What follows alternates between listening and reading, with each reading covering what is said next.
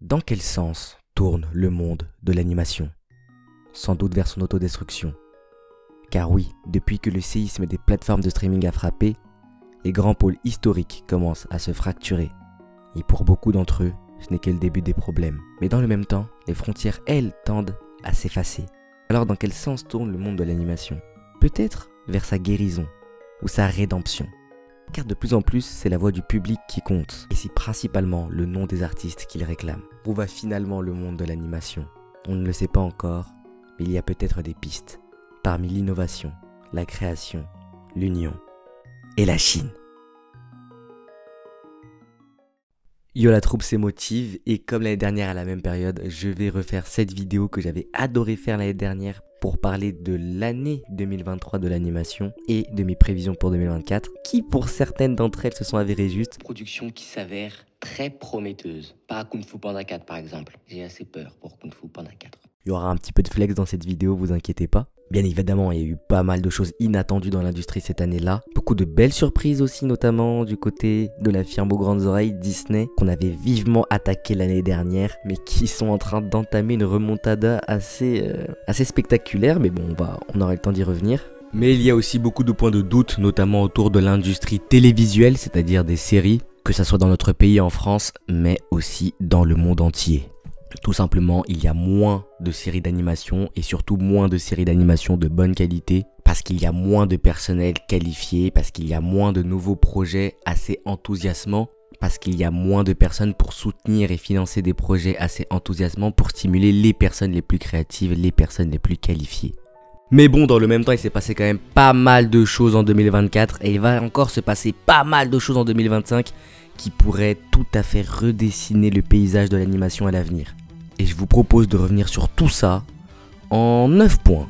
Installez-vous confortablement, la vidéo va être très fournie en informations, on va vraiment aller de partout, que ce soit en France, au Japon, aux États-Unis, même en Asie du Sud, en Afrique, dans le long métrage, dans le court métrage, dans l'indépendant, on va tout faire. J'ai vraiment essayé de faire un rapport très détaillé pour vraiment bien se projeter sur les futures années de l'animation parce que c'est très important selon moi de bien comprendre l'industrie qu'on consomme régulièrement quoi. Surtout que c'est super passionnant ce qui se passe. Là par exemple j'ai une question toute bête qui me vient à l'esprit. À quand remonte la dernière fois que vous avez été hype par une nouvelle production Cartoon Network? Moi ça remonte. Et bah là on verra qu'en 2025 il y a une petite pépite très prometteuse qui arrive. Et à la fin comme l'an passé je vais désigner mon ballon d'or, mon Oscar, ma palme d'or, mon MVP de l'année. Donc pas dans les séries d'animation parce que c'est Arcane, je pense comme tout le monde. Mais cette fois-ci on va faire les films. À la fin de la vidéo on va élire mon film de l'année et vous allez aussi me donner le vôtre dans les commentaires. Ok, on commence avec le point numéro 1, l'animation française en pleine remise en question. L'année dernière on a donc eu le bilan statistique chiffré des tendances de l'animation française, donc de l'année encore d'avant, donc de 2023. Il y a toujours un an de décalage. C'est-à-dire qu'en 2025, là, on va avoir les chiffres et les stats de l'année 2024. Je vous mets tout le bilan en description. Je vous conseille fortement d'aller voir si vous vous intéressez à l'industrie de l'animation française. Je vous invite aussi à aller voir la longue conférence avec le CNC et donc Anime France, qui vont aller bien plus en profondeur que ce que je vais faire là, moi. Et vous comprendrez plein de choses sur le secteur de l'animation française, notamment pré-Covid. Qui est, on va pas se le cacher, en tendance baissière, notamment sur le secteur de l'audiovisuel, c'est-à-dire des séries d'animation. Et c'est pas vraiment quelque chose qui s'est amélioré en 2024 non plus. Pour faire simple, on sort moins de séries d'animation, on arrive beaucoup moins à financer les séries d'animation, et on a aussi moins de commandes venues de l'étranger, notamment venues de l'Amérique ou du Japon. Tout ça pourquoi? Parce qu'on a un secteur audiovisuel trop dépendant notamment des investissements étrangers, que ce soit pour nos prods locales, c'est-à-dire on coproduit beaucoup parce qu'on a du mal à financer. Et vu qu'on a été longtemps sollicité par des investissements étrangers, c'est quelque chose sur lequel on se repose trop pour financer nos séries. On dépend aussi dans la même veine trop des commandes extérieures. Maintenant, surtout après le Covid, et surtout après un phénomène qu'on va voir juste après, qu'il y a moins de séries d'animation commandées notamment par les plateformes de streaming et qu'il y a beaucoup plus de concurrence, notamment dans les pays d'Asie du Sud ou d'autres pays d'Asie tout court comme les Sud-Coréens qui ont de très très bons studios qui ont notamment animé la série de chez Marvel Studios X-Men 97, qui fait qu'il y a beaucoup moins de taf du coup pour les studios français en commande. Et les studios français, comme vous le savez, c'est beaucoup plus cher que des studios sud-asiatiques, coréens, etc. Le secteur est aussi trop dépendant des chaînes linéaires. Or, on sait que les chaînes linéaires, ce n'est pas forcément le futur de l'animation. Ce qu'on entend par chaîne linéaire, c'est les Gulli, les Tfue, etc. Déjà, ces chaînes-là ne ciblent qu'un petit segment de l'animation, c'est-à-dire l'animation preschool ou pré-ado, alors que le monde de l'animation devient de plus en plus gros, justement dans la catégorie ado, pré-adulte et même adulte. Et tout ça fait que on n'arrive tout simplement pas à financer des séries d'animation dans notre pays. Le secteur de l'audiovisuel a véritablement été confronté à un séisme, comme dans le monde entier, celui des plateformes de streaming, auxquelles il fallait très rapidement s'adapter, ce qu'en France on n'arrive toujours pas à faire. On peut avoir l'impression du contraire. Par exemple, moi quand j'ai vu le bilan du CNC, je m'y attendais un peu, mais j'étais un petit peu surpris que ça soit pas plus haut, parce qu'il y a quand même de bonnes séries d'animation française qui sortent, notamment tout ce que fait Ankama. L'année dernière, Wakfu saison 4, mais tout ce qui a eu Wakfu, les Arcanes aussi, on va y revenir. Mais ça, en fait, c'est plus des initiatives individuelles de certains studios. Par exemple, Ankama a eu recours au crowdfunding et dans la vidéo qu'a réalisé Tot, les projets du studio pour 2025, il dit qu'il va réitérer une campagne de crowdfunding, ce qui est une solution, ce qui est une très bonne solution, ce que Ankama peut se permettre avec toute la communauté qu'ils ont construite depuis plus d'une décennie maintenant. Mais ce n'est pas quelque chose qui est facilement réplicable pour les nouveaux studios qui se lancent. Donc oui, c'est pas le talent vraiment le problème, le talent en France on l'a, c'est beaucoup plus la structure.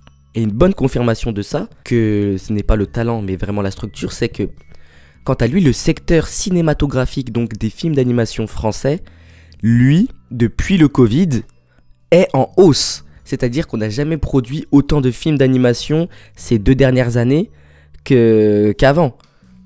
L'année dernière, on a par exemple parlé de Mars Express, qui est un film d'animation français de science-fiction pour adultes. Bon, lui aussi, il a eu recours un petit peu à du financement participatif, mais c'était plus pour produire le documentaire autour. Mais hormis ça, on a quand même une flopée de films d'animation qui sortent, et même certains qui ont des succès commerciaux plutôt pas mal, comme Miraculous.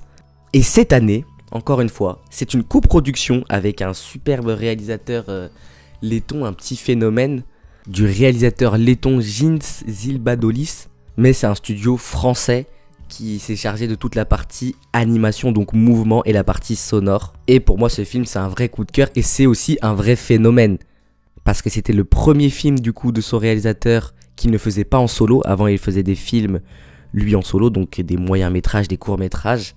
Et c'est un phénomène aussi parce que la proposition artistique est vraiment top. C'est un film muet qui est aussi là pour économiser le budget, où il n'y a presque pas de storyboard à proprement parler, très peu de plans, on va dire, storyboardés, pensés à l'avance. Tout le film se passe comme si on se baladait sur l'épaule du personnage principal, du chat, qui avait donc une petite caméra sur son épaule et qu'on se baladait à travers ses mouvements dans ce monde très naturaliste en cel shading qui est vraiment très beau. Et ça, c'est assez original comme proposition artistique. Et ce film, Flow, a réalisé la prouesse d'être récompensé du titre de meilleur long métrage d'animation aux Golden Globes. Et pour que vous réalisiez un peu, dites-vous qu'il n'y a aucun autre film de moins de 50 millions qui a gagné cette récompense par le passé. Et là, on est à 3,5 millions de dollars de budget. Et cette année-là, la concurrence était très rude. Les Vice Versa 2, les Robots Sauvages, les Vaiana 2. Donc c'est une prouesse, c'est un météore. Et je rappelle, c'est le premier film réalisé en équipe de son réalisateur. Rien que le fait d'être nominé, ça aurait déjà été un exploit de fou. Mais alors là, gagner le Golden Globes, c'est à peine imaginable.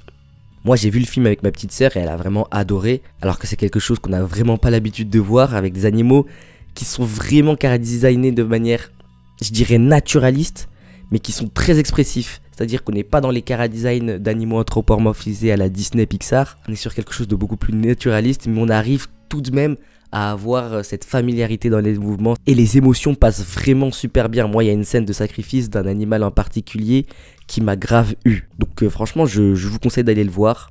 C'est original, c'est beau et c'est à moitié français. En termes de coprod aussi, il y a eu Anzu le chat avec le Japon. Si c'est vrai qu'on a dit que l'animation française est trop dépendante des investissements étrangers, c'est aussi parce qu'elle est très prestigieuse, que ce soit en Europe, mais dans le monde entier. Ce qui fait que même si elle est plus coûteuse et donc moins rentable, il y a toujours énormément de studios qui sont prêts à faire confiance au savoir-faire français car il est assez unique. C'est pour ça que Illumination MacGuff a un studio à Paris. C'est pour ça qu'on a encore des séries commandées notamment par Zack Snyder qui collabore avec des Xylam, des Blue Eye Samurai qui collaborent avec des Blue Spirits. Mais surtout, et là on est obligé, ça passe à mon second point, c'est pour ça qu'on a Riot Games qui depuis des années bosse avec Fortiche. Et félicitations Fortiche. Pour moi, Fortiche, c'est le studio de l'année avec la série de l'année. Je pense que j'aurais pas beaucoup à vous convaincre à ce niveau-là. Arcane saison 2, c'est un véritable tour de force technique, mais aussi narratif, mais surtout technique. Et ça, c'est le fruit d'une décennie de travail de Fortiche Studio, qui a été créé par 3 créatifs français, avec une équipe qui était jusqu'à la saison 1 100% française, jusqu'à ce qu'elle s'agrandisse et se déplace notamment en Espagne à Las Palmas. Mais on est encore sur plus de 80% de l'équipe qui est française, quoi. Et ce qui est bien avec Fortiche, c'est qu'elle a instauré, on va dire, une boucle positive parce qu'elle est devenue une référence dans son domaine il y a déjà quelques années sur les clips qu'elle sortait avec Riot Games, qui a inspiré tous ceux qui aspiraient à faire de l'animation justement à travailler pour Fortiche parce qu'ils étaient attachés au style qu'ils trouvaient novateur et qui étaient attachés aussi à la licence League of Legends, faut le dire. Et donc la crème de la crème des talents français sont venus renforcer et créer encore quelque chose de plus grand sur Arcane saison 2. C'est un petit peu cette boucle positive là qu'a instauré Fortiche et ça a vraiment beaucoup de valeur. Bon, j'ai lu à gauche à droite de la bouche des réalisateurs que même le studio Pixar commence à leur demander comment ils ont fait, des petits secrets sur le workflow, sur les pipelines, etc. Parce que là on est au-dessus que simplement un mélange 2D, 3D. On est vraiment sur une galerie, une collection de tableaux qui prend vie devant nous et qui est filmé à la manière d'un live action, c'est tout simplement bluffant. Du coup, Fortiche porte quand même pas mal de poids sur ses épaules parce qu'on attend son prochain move. Moi, personnellement, j'attends son prochain move. Et ils ont l'ambition de développer aussi leur propre IP, donc leur propre franchise, leur propre propriété.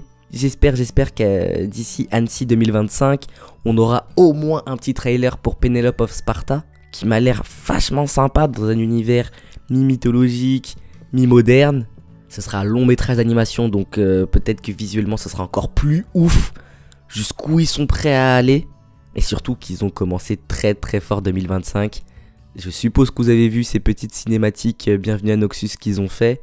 Mais voilà, en termes de qualité d'animation, ils se posent là. Et c'est reconnu internationalement comme un des tout meilleurs studios actuellement. Et pour moi, c'est même cette année le meilleur.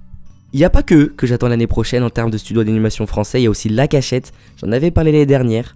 Cette année, ils n'ont pas été trop présents, mais 2025, c'est censé être pour eux. Ils seront normalement présents à Annecy 2025 avec un long métrage d'animation, mais j'attends aussi de leur part, parce que c'est ce qu'un des fondateurs du studio nous avait promis. L'année dernière, j'en avais parlé un peu, mais il parlait de donner un rendez-vous régulier pour l'animation française, pour les pré-ados, ados. Après, faut pas oublier que c'est un jeune studio qui doit donc essayer de se développer avec notamment des commandes pour des publicités, pour des trailers de jeux vidéo. Et ils vont continuer à faire ça en 2025. Mais voilà, et eux aussi font partie de cette nouvelle vague de studios qui se lancent, d'artistes, de réalisateurs en France qui essayent un petit peu de bousculer l'ordre établi et de se faire un nom même à l'international. Espérons que de manière structurelle maintenant, on arrive à trouver une solution. Les chaînes traditionnelles avec les différentes plateformes, les différents financements, le CNC, etc.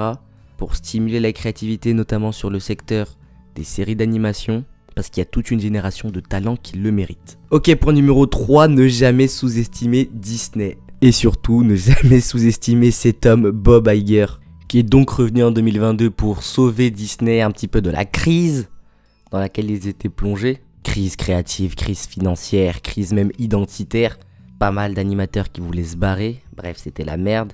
Et si l'année dernière, on disait pour le coup Disney, un triste anniversaire parce que pour les 100 ans de Disney, c'était vraiment la catastrophe. Bah là, pour les 101 ans de Disney, on commence quand même un petit peu à remonter la pente. Quand je vais prendre Disney et Pixar en même temps là. Mais en tout cas, ils sont plutôt chauds pour retourner aux affaires pour lead de l'animation mondiale. Déjà, ils sont presque à l'initiative de la grosse bulle qui a éclaté dans l'industrie de l'animation mondiale. La bulle des plateformes de streaming qui, pré-Covid, commandaient énormément de séries d'animation un peu de partout pour très rapidement rattraper leur retard par rapport à Netflix et très rapidement avoir donc un vaste catalogue, ce qui a créé une bulle.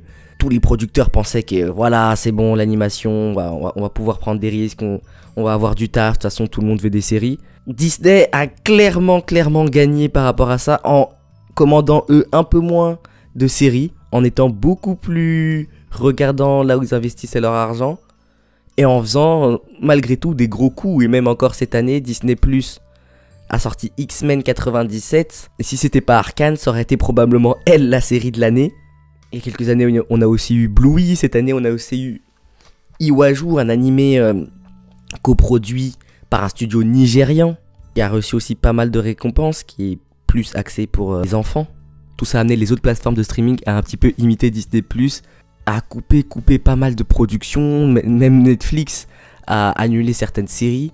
Et c'est comme ça qu'on s'est retrouvé avec beaucoup moins de séries et une bulle qui a éclaté du coup. Mais hormis toutes ces questions financières, Disney et Pixar du coup ont remonté la pente parce qu'ils se sont refocus sur les bases, c'est-à-dire le long métrage d'animation familial avec une narration impeccable comme ils savaient si bien le faire. Vaiana 2, Vice Versa 2 sont des très bons films, surtout Vice Versa 2 qui est vraiment un excellent film pour moi. Et même si on reste dans ce style très propre à Disney, très propre surtout à Pixar, cette animation 3D avec des character design très cartoon et des décors assez naturalistes, je sais pas, notamment dans Vice Versa 2, j'ai senti un petit peu plus de liberté créative et artistique qui était distillée comme ça, par-ci, par-là. On le voyait déjà dans The Elementary l'année dernière, mais là, dans par exemple Vice Versa 2, sans trop spoiler, il y a même des personnages qui se permettent de ne plus du tout être animés en images de synthèse, avec des chutes de framerate, etc. Un petit peu ce qu'on peut voir chez les Spider-Verse et compagnie. Hein. En tout cas, c'est ce genre de choses qu'on aime voir. Et même la cible en fait du film est un poil plus grande, genre de quelques années, que les films précédents, parce que là l'héroïne est quand même une adolescente en pleine puberté, et même si ça reste quand même dans le public de Disney Pixar, c'est quand même une petite prise de risque pour une série qui avait déjà un très bon volet et qui réitère maintenant. Vice Versa 2, ce sera peut-être un des grands classiques quand on parlera des classiques de Pixar. Hein. Vaiana 2 non plus n'était pas un reste, c'était un bon film. On a aussi eu le live action Mufasa, qui a quand même été beaucoup moins critiqué que les autres live action, même si c'est pas encore parfait. Mais Disney fait beaucoup plus ces films-là pour essayer d'être en avance sur cette technologie, qui considèrent eux comme être un des futurs possibles de l'animation live action du coup. Moi j'ai mis une petite pièce qu'un classique en mi-live action, mi-image de synthèse arrivera pour bientôt. Par contre, ce ne sera pas Blanche-Neige. Blanche-Neige c'est déjà foutu, mais dans les prochaines années, et pas forcément de la part de Disney, un film en live action / image de synthèse, un remake, va à mon avis fonctionner. On n'est toujours pas revenu à ce Disney ultra dominant, leader de l'animation mondiale, incontestablement d'un point de vue même créatif, mais on remonte la pente tout doucement. Zootopie 2 l'année prochaine, on va voir ce que ça va donner. Même sur Disney+, il y a des petites séries d'animation qui m'intéressent, notamment Cat's Eyes, qui adapte un vieux manga de Hojo, l'auteur de City Hunter, mais qui est très mystérieux parce qu'on connaît pas le studio, on connaît rien du tout, on a juste eu un petit teaser comme ça qui donnait franchement vachement envie. En plus de ça, il continue de plus en plus à faire des bons petits moves, notamment en investissant de plus en plus dans des studios africains. Donc Disney, affaire à suivre. 4ème point, on enchaîne avec DreamWorks. DreamWorks, la mosaïque de l'animation actuelle. Plus précisément du long métrage d'animation à gros budget familial.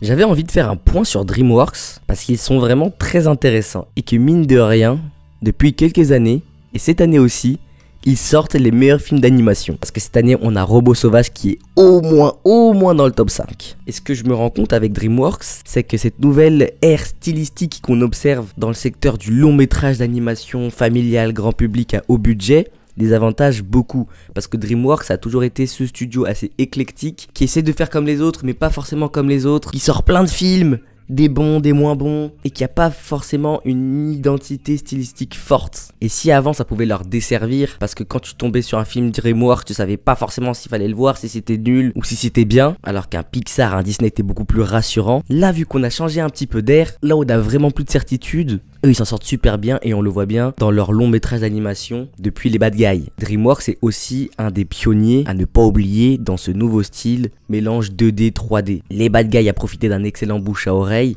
Chapeauté 2 a profité d'un excellent bouche à oreille. Et cette année, ils ont encore continué avec le Robot Sauvage qui, pareil, au départ, on se dit « Oh, ce film, il a l'air beau. » Bon, là, il y avait Chris Sanders quand même pour le pousser un petit peu. Et on se dit « Ok, on va aller le voir. » Et finalement, c'est une claque. Et finalement, Robot Sauvage va aussi profiter d'un excellent bouche à oreille. Et c'est absolument mérité, ce film est sublime. D'ailleurs, écouter Chris Sanders en parler, c'est tout aussi beau que le film presque. On a cette esthétique peinte comme le chapeauté, dans les effets, dans les textures, qui est toujours aussi bien maîtrisée, mais qui est de plus en plus fluide avec les décors, qui est de plus en plus fluide avec l'animation. Et c'est ça qui m'a vraiment arrêté sur ce film, parce que les chara-design et même certains décors, comme l'eau par exemple, sont traités de manière très naturaliste, tout en étant dans le même temps simplifié, schématisé. C'est un petit peu paradoxal ce que je dis, mais c'est vraiment la sensation qu'on a quand on regarde le film. Et ça vaut pour les décors, mais ça vaut donc aussi pour les animaux, et même pour le personnage principal, le robot, qui est tout aussi expressif. Les chara-design sont absolument bluffants dans ce film. Et en plus de ça, l'histoire n'est pas du tout en reste. C'est une adaptation d'une série de livres. Et ce que j'ai trouvé particulièrement audacieux dans le film, c'est qu'on est clairement sur une histoire d'animation familiale classique, sur l'acceptation de soi, de sa différence, sur son développement, etc. Mais dans le Robot Sauvage, on ne choisit pas de faire en sorte que le personnage soit un petit peu l'avatar du public cible, donc un enfant ou un préado. Là non, le personnage principal, c'est la maman. Non seulement c'est un robot, mais c'est aussi une maman. Donc tout de suite, ça met un petit coup de neuf sur les thématiques classiques qu'on a l'habitude de voir. Et ça, c'est vraiment bien joué de la part de Chris Sanders, de DreamWorks et toute l'équipe de prod. Très gros coup de cœur cette année-là, Robot Sauvage. Et vraiment, j'ai hâte de voir les Bad Guys 2. J'ai hâte de voir aussi les autres films du studio DreamWorks. Ce qui est un petit peu dommage, c'est que vu qu'ils sortent pas mal de films par an, la moitié sont pas si ouf que ça. Mais les Bad Guys 2, j'ai hâte de voir. Parce que ce studio assez éclectique qu'est DreamWorks navigue plutôt bien dans cette nouvelle ère stylistique qui demande à chaque film presque de changer de pipeline, c'est-à-dire de changer de manière de fonctionner, de manière d'animer. Et d'ailleurs, pour 2025, ils ont aussi prévu un remake en live action d'une de leurs franchises cultes, Dragon. Et honnêtement, regardez le trailer. Moi, le trailer, en tout cas, il ne m'a pas rebuté. En tout cas, je vais aller le voir. Je trouve qu'on garde bien le côté cartoon des designs, des chara-design du dessin animé, notamment sur les dragons, notamment Croque-Mou. Donc à voir. C'est peut-être ce film-là dont je parlais quand je disais qu'il allait avoir un futur classique en live action / image de synthèse. Point numéro 5, Arcane est le nouveau MCU.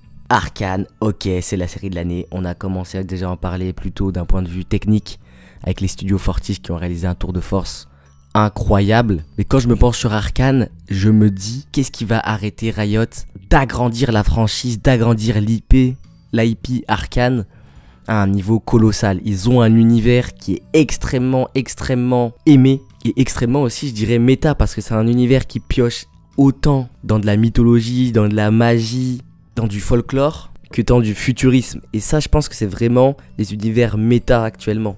Les gens adorent le futurisme, les gens adorent aussi le folklore et la mythologie, et les gens adorent la magie. Donc si tu arrives à combiner les trois, t'as un univers juste ouf qui est, tu peux être sûr, va plaire au plus grand nombre. En plus de ça, le lore est extrêmement vaste. Ils ont cette base de personnes un petit peu comme les nerds qu'avait le MCU vis-à-vis des comics book Marvel. Donc ils ont aussi cette grosse base de fans qui va aller chercher les références, les easter eggs, qui va faire des théories. La machine est lancée. La machine est totalement lancée. Et de toute façon, je pense que le combo jeux vidéo X animation, X série d'animation, voire long métrage, est le nouveau combo gagnant si tu veux lancer une franchise actuellement en 2025. C'est le nouveau killer combo, quoi. On sait que le jeu vidéo est plus gros, et plus précisément est 4 fois plus gros que le box-office mondial. Et Riot a une très grosse part dans ce gâteau-là.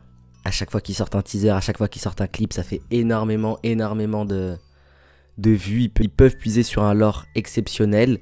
Ils ont, comme je vous l'ai dit pour moi, un univers totalement fou. Ils ont le studio Fortis avec eux. Vous savez, pour les grandes franchises comme ça, multimédia, il peut pas y en avoir énormément sur le marché. C'est-à-dire que pour qu'une monte, l'autre est obligé de descendre. Le MCU, même s'ils font un peu de résistance, commence petit à petit à descendre. Le DCU est un échec, même s'ils essayent de se reconstruire petit à petit. Ils ont notamment sorti Creature Commando, qui est une très bonne série d'animation d'ailleurs, Mais c'est totalement l'opportunité maintenant à prendre pour Riot et Arcane de totalement monter et de faire partie des IP qui comptent le plus dans les années à venir. À suivre. Point numéro 6, la Japanimation fait face à son destin. Les temps continuent de passer du côté de la Japanimation. L'année dernière, on avait évoqué le studio Ghibli ou Djibouti, qui, même s'il n'avait pas fermé, même s'il n'était pas totalement mort, était, on va dire, au moins dans le coma ou en léthargie. Cette année-là, en 2024, c'est le studio Gainax qui a, lui, par contre, bel et bien fermé. Ce qui est marrant, c'est que le studio Gainax ferme pendant que le studio Trigger est l'un des visages de la next-gen en termes de studio d'animation. Le studio Trigger qui a été fondé par des anciens de Gainax, qui en avaient marre un petit peu de l'école traditionnelle Gainax et qui aspiraient à des choses nouvelles. Mais sinon, la Japanimation, en fait ça se porte plutôt pas mal encore une fois, toujours en croissance en 2024, ça a envoyé dans le secteur notamment audiovisuel, donc des séries. La Japanimation est le leader, toujours plus de croissance, toujours plus d'œuvres. C'est encore une année où la Japanime nous a sorti un tas de superbes épisodes, mais pour tout vous dire, j'ai clairement pas tout vu, j'ai même vu très peu de choses parce que j'ai ressenti une petite lassitude qui commence mine de rien à durer vis-à-vis du médium. Mais par contre, ça j'ai vu. One Piece Fan Later, le duo Megumi Shitani X Soti sur One Piece est toujours en état de grâce. J'ai vu aussi quelques épisodes de One Piece qui montrent toujours ce que je dis depuis quelques années, à savoir que le studio Toei Animation reste quand même l'un des plus sains de la Japanimation, même si assez frileuse dans le fait de faire de nouvelles productions qui ne sont pas des franchises, mais ça c'est autre chose. J'ai vu aussi ça, The Elusive Samurai, qui était aussi très très cool, très très chouette. Quelques bons films aussi.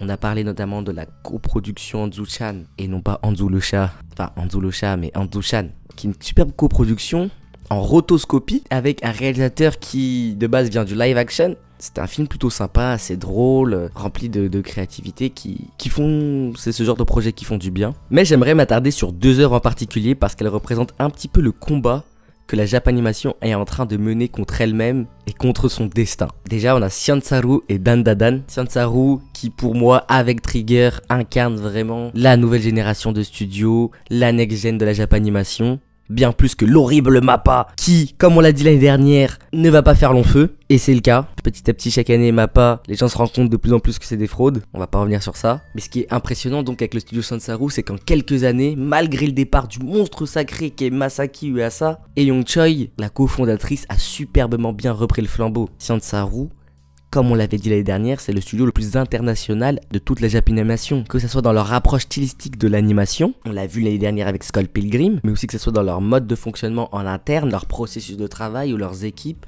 avec pas mal de réalisateurs étrangers notamment. Donc tout ça, on l'a déjà dit avec Scott Pilgrim l'année dernière, mais cette année, ils ont montré qu'ils pouvaient amener toute cette approche assez internationale qu'ils ont pour adapter une œuvre typiquement nippone dans l'idée, dans l'esprit, Dandadan, qui puise énormément dans le folklore japonais, qui puise énormément dans les codes des séries tokusatsu, bien clichés, et ils peuvent quand même te proposer quelque chose qui te fait réinventer tous ces trucs-là, qui te donne un aspect de fraîcheur, qui te donne un aspect de liberté, qui est assez rare de voir de nos jours dans la Japanimation, et c'est pour ça que moi ça me lasse.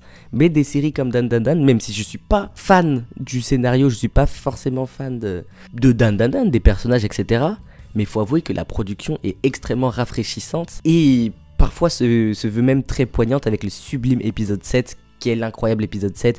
D'ailleurs, même si vous comptez pas regarder Dandadan, regardez juste l'épisode 7. En soi, il n'y a pas besoin de regarder avant, après, regardez juste l'épisode 7, vous allez être convaincu. Quel épisode de fou. Et Xiansaru, c'est vraiment un studio qui voit grand, qui voit large. Encore une fois, je vous invite à aller écouter parler Eun Choi, qui a notamment déclaré qu'ils avaient pour objectif d'envoyer un tas de projets dans les prochaines années dans le monde entier. Ils veulent vraiment toucher le monde entier et aussi adapter des œuvres du monde entier. Que ce soit des mangas japonais, des comics books canadiens, des bandes dessinées françaises, pourquoi pas. Ils ne se donnent aucune barrière, c'est ce genre de studio que j'aime énormément. Ils sortent une série là en 2025 qui adapte un petit manga niche, Sanda, on a hâte de voir ça. Mais je vais pas vous mentir, là c'est plutôt 2026 qu'il faudra surveiller parce qu'ils veulent faire un remake, un reboot de The Ghost in the Shell. The Ghost in the Shell X Xiansaru, qu'est-ce que ça va être?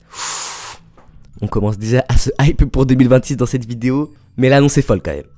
Mais bon, malgré Science Saru, la Japanimation a toujours les mêmes problèmes qui sont très préoccupants et qui sont pointés depuis quelques années maintenant, à savoir les mêmes soucis structurels dans le mode des financements des studios, un mode de financement qui prend en étau les artistes, les animateurs, la main-d'œuvre qualifiée qu'il y a de moins en moins du coup, uniformisation des productions, avec une surproduction, il y a beaucoup trop de séries, tout ce genre de problèmes classiques que réunit MAPPA. Voilà, encore un petit tacle gratuit.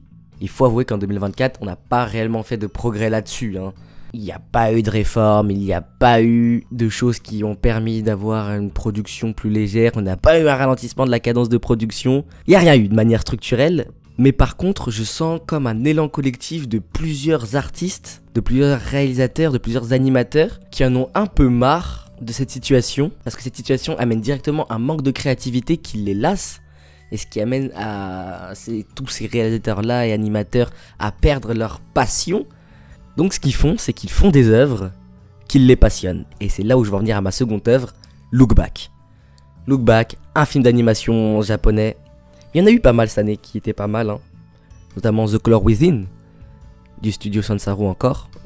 Mais Look Back, je l'ai mis vraiment parce que c'est vraiment un film qui arrive au bon moment en fait pour la Japanimation. C'est un film bluffant et c'est un film qui montre les deux tangentes créatives que je discerne dans la Japanime. Déjà de 1, cette volonté de coller beaucoup plus au style du manga de base. On le voit dans Bleach, on le voit dans One Piece, on le voit dans pas mal de séries. Et ça passe par essayer de mettre un peu plus de chaos dans le workflow, donc c'est-à-dire dans le processus, dans les étapes d'animation. Et c'est tout ce que voulait Oshiyama, le réalisateur de Look Back, qui s'en est donné à cœur joie à mettre du chaos, à faire n'importe quoi en fait pour animer un long métrage comme celui-ci. Déjà l'équipe est ridiculement petite, mais ça on va y revenir après. Mais surtout, si vous avez regardé Look Back, vous savez de quoi je veux dire, mais on peut y voir les sketchs, les refs des animateurs, sans que ça soit forcément gommé, sans que ça soit forcément corrigé. Autre anecdote aussi très marrante, Oshiyama, qui a fait énormément donc de plans, qui a animé énormément en plus de son boulot de réalisateur, n'utilisait tout simplement pas de fiches personnages. C'est-à-dire les fiches personnages qui sont là pour avoir un chara-design homogène dans les productions, c'est super important. Sinon, d'un plan à l'autre, ton personnage il ressemble à rien, c'est pas très beau. Bon, Oshiyama, lui, il s'en fout. Lui, il dessinait le personnage comme il le sentait, comme il ressentait l'énergie du personnage et comme il se sentait lui-même. C'est ce genre d'anecdote que j'aime bien et qui montre que, ouais, les animateurs, les réalisateurs ont besoin de changer un petit peu les méthodes de travail, ont besoin notamment de voir une partie de leur travail sauvegardée même en bout de chaîne. Ce que t'as pas quand t'as des studios énormes où ton plan est corrigé 33 fois avant d'être animé à l'écran. Des productions où on gagne en uniformisation, on gagne même en qualité, en termes de compositing, etc., en termes d'effets, mais où on perd un petit peu la sensation des créateurs, la sensation des artistes, notamment en début de chaîne. Et ça c'est dommage et ça corrobore magnifiquement avec la thématique du film. D'ailleurs c'est soit marrant que ça soit un one-shot de Tatsuki Fujimoto, parce que Chainsaw Man est aussi une série d'animation un petit peu dans cet esprit, malgré qu'elle soit animée par MAPPA. Comme quoi, je suis assez honnête intellectuellement, je donne aussi les points positifs. Et la deuxième tangente, on a commencé à en parler, que j'observe de la part des réalisateurs, des nouveaux studios, des nouveaux animateurs, c'est la manière d'avoir des prods beaucoup plus 1D. Parce que Oshiyama, en plus d'avoir fait son taf de réalisateur, d'avoir fait le storyboard, de réaliser, de coordonner un petit peu tout le monde, il a quasiment à lui seul fait la moitié des plans du film. Je pense que dans Look Back, on doit être une équipe à peine 20 ou moins de 20 pour un long métrage d'animation d'1h30, de plus d'1h30, c'est ridiculement petit. C'est un tout jeune studio, le studio Durian, qui font de très belles petites choses. Look Back étant leur plus gros coup, mais j'attends maintenant que Look Back a été un succès, qui notamment fasse un long métrage du petit court métrage qu'ils avaient sorti il y a quelques années. Et Durian fait partie en fait de ces studios-là qui sortent dans une optique de nouveauté. On parlait du studio Trigger, mais il y en a encore plein d'autres. Le studio qu'a fondé Maruyama par exemple, pour adapter plus tôt. Et c'est très inspiré en fait de l'indie anime, de l'animation indépendante japonaise, qui est un vrai mouvement, qui a de plus en plus de poids, de plus en plus de force, notamment via des clips, des events, etc. Il y a des marques comme Nike qui collaborent avec certains de ces animateurs-là. Il y a de plus en plus de mini-studios donc qui sortent. Et là je pense à deux légendes, Komugiko 2000 et Anabushi, qui je pense avaient déjà vu leurs personnages, leurs petites animations, qui se sont décidés à faire un petit studio à eux deux, donc à faire à suivre.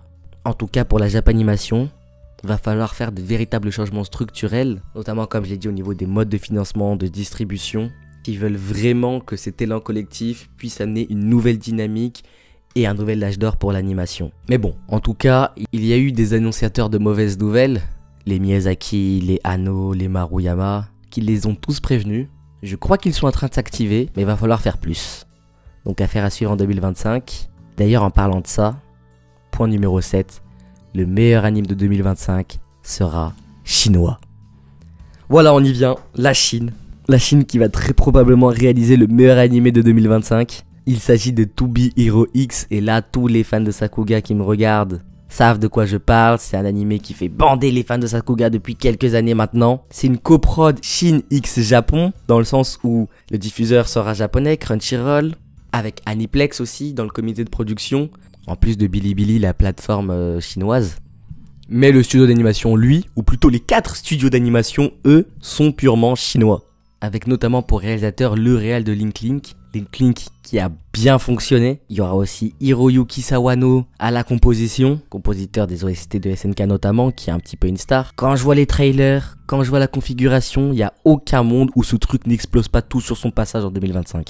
Aucun monde. Cet animé sera là pour montrer tout le savoir-faire chinois. D'ailleurs, je dirais même que c'est cet animé-là qui va ramener le style 3D, mix 3D, 2D à la Japanimation et le démocratiser. C'est à partir de ce moment-là qu'on va voir des animés japonais dans ce style. De toute façon, vous avez des yeux, pas besoin de beaucoup plus étayer. Le truc est là pour abattre, vraiment.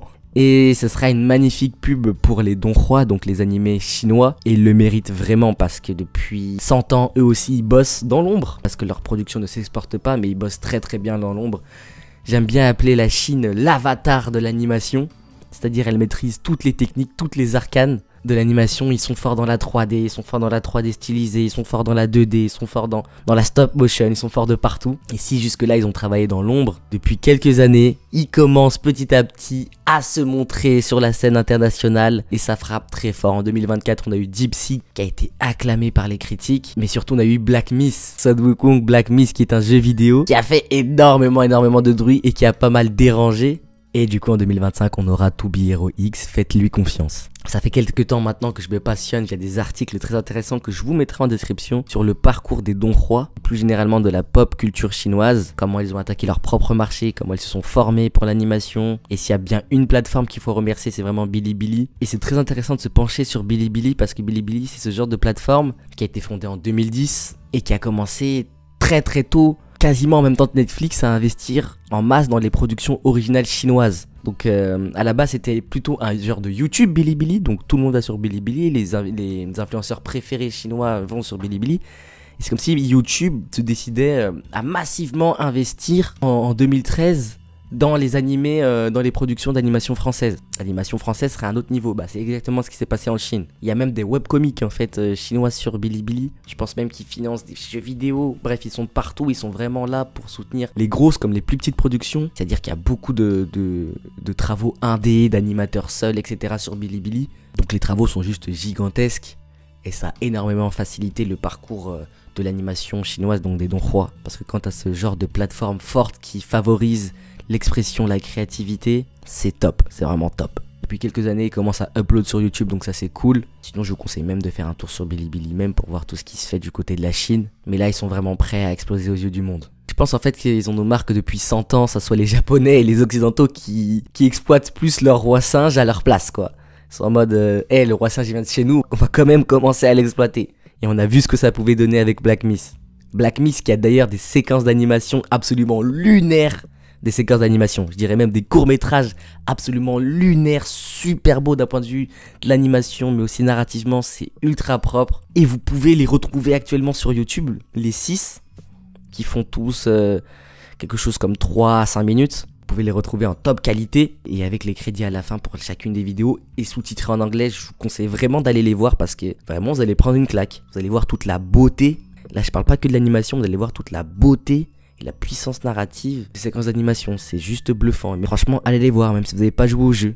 Notamment celui-là, mais aussi celui en stop motion. Donc vraiment, attention à To Be Hero X et attention à la Chine en 2025. Point numéro 8, l'Afrique pour relancer Cartoon Network. On n'a pas trop parlé des séries d'animation américaines, dans cette vidéo, mais ce qui je trouve très intéressant, c'est que Adult Swim, depuis quelques années, se développe beaucoup, et c'était encore le cas l'année dernière, où il y a notamment une petite série d'animation qui m'est tapée dans l'œil, Invincible Fight Girl, et elle m'a tapé dans l'œil pour ça.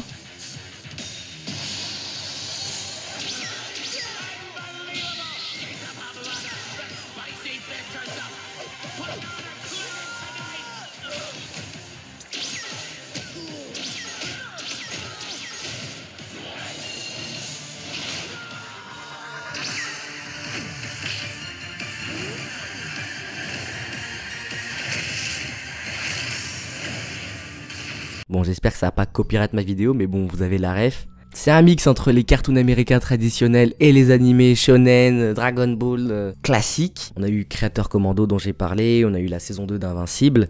Et d'ailleurs, la saison 3 d'Invincible, c'est l'une des choses que j'attends le plus de l'année 2025. Parce qu'on est bien d'accord, Invincible, c'est l'une des meilleures choses qui soit arrivées aux super-héros cette dernière décennie. C'est vraiment incroyable Invincible.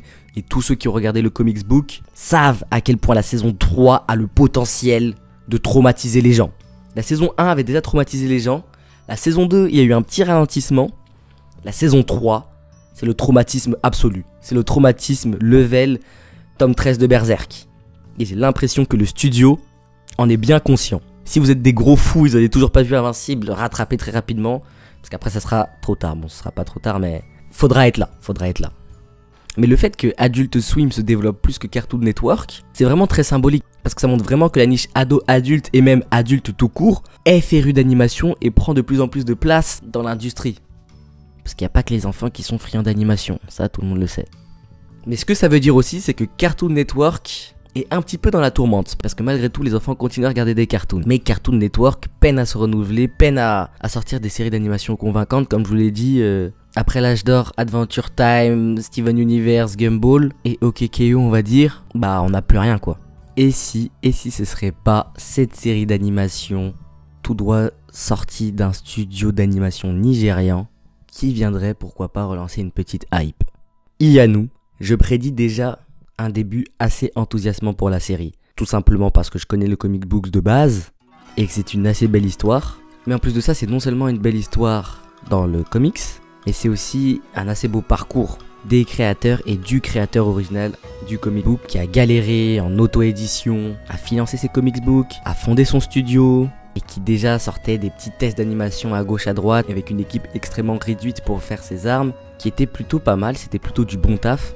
Et le fait que maintenant il soit en arrivé là, c'est déjà très cool pour lui, mais la belle histoire peut se poursuivre.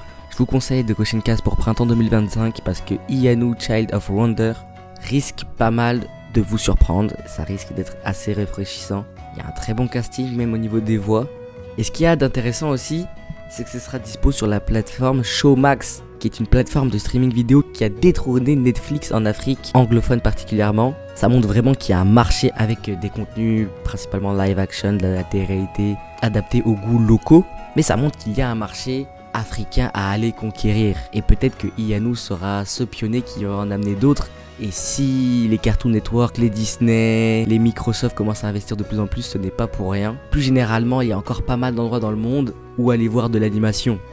J'attends un moyen de voir moi The Glass Worker, un long métrage pakistanais qui s'est vu décorer aussi l'année dernière, qui est aussi une très belle histoire, un très beau parcours. Donc j'ai déjà pu voir le début du making of sur YouTube sans pouvoir voir le film. C'est le premier long métrage d'animation 100% pakistanais, financé au Pakistan. Quoi, il y a toute cette partie d'Asie du Sud là où on n'a pas encore vu de l'animation. Mais j'ai aussi lu cet entretien extrêmement intéressant sur Cartoon Brew avec la responsable de Nordic Animation qui est un petit peu un sommet de l'animation pour les pays scandinaves où ils essaient de collaborer, de voir ce qu'ils peuvent faire, etc. Où elle avait beaucoup de beaux mots à dire pour l'animation norvégienne, où de plus en plus de longs métrages d'animation sortent, de plus en plus de séries d'animation sortent, avec des studios comme Mirko Film notamment, et donc tout ça promet. Une chose est sûre, le salut de l'animation passera aussi par une diversification des styles, des savoir-faire et des récits. Il faudra donc regarder partout sur la planète en 2025. Ok les amis, on va donc passer à mon ballon d'or de l'année 2024 en termes de long métrage d'animation, parce que les séries c'est très simple, c'est Arcane, c'est la même chose pour tout le monde, voilà. Peut-être que si c'est différent pour vous, dites-nous laquelle des séries vous avez préféré à Arcane cette année-là. très compliqué. Vice Versa 2, j'ai vraiment kiffé. Flow, j'ai vraiment kiffé aussi. La proposition artistique, etc. Look Back, incroyable aussi. J'ai failli mettre Look Back. Mais finalement, ce sera le robot sauvage. Ouais, ce sera le robot sauvage de Chris Sanders parce que, bon, le film est tellement beau, l'histoire est tellement belle, ça m'a vraiment bluffé, ça m'a vraiment scotché, mais surtout, c'est un des rares films dont j'ai envie de voir la suite. Je suis pas très fan des suites, mais là, j'ai envie de voir la suite. Même si le film n'appelle pas forcément à une suite, on pourrait totalement se satisfaire de ce film-là. Mais je me dis, vu que le film adapte une série de bouquins, bah, j'aimerais bien savoir ce que cet univers a encore à nous proposer. Tu sais, de manière enfantine, de manière presque naïve, j'aimerais bien passer plus de temps avec ces personnages. J'étais tellement attaché au robot que j'aimerais bien le revoir. Et surtout, ce film n'appelle pas une suite, mais il y a quelques petites promesses encore à tenir qu'on pourrait voir. Et ouais, franchement, j'aimerais beaucoup. Et vous les amis, quel est votre Ballon d'Or? Quel est votre Oscar, votre MVP en termes de long métrage d'animation? Et même en termes de série, hein, si c'est pas Arcane. Qu'est-ce que ça pourrait être? Peut-être Dan Dan Dan, peut-être X-Men, je sais pas, dites-moi. Et aussi, autre question, qu'est-ce que vous attendez pour 2025? Quel est l'animé et le film que vous attendez pour 2025? Moi j'attends To Be Hero X au tournant comme je vous l'ai dit, j'attends Invincible saison 3 au tournant aussi. Et en termes de film, ça va peut-être vous surprendre, mais j'attends Dragon le live action. Je suis curieux et surtout, j'attends Iyanu aussi, hein. Bon, petit mot, oui j'ai dit que j'arrêtais les vidéos, mais bon c'était plus fort que moi, tout simplement, donc je refais une vidéo, je ferai des vidéos quand j'ai le temps, hein. C'est pour ça que je vous dis pas de vous abonner, etc. Mettez-moi des commentaires, réagissez un petit peu à cette vidéo, donnez-moi vos trucs, ça je les lis tous, mais vous êtes vraiment pas obligé de vous abonner à cette vidéo, je ferai des vidéos quand j'ai envie, si j'ai le temps, etc. Bref, c'était Motive, à plus dans le bus.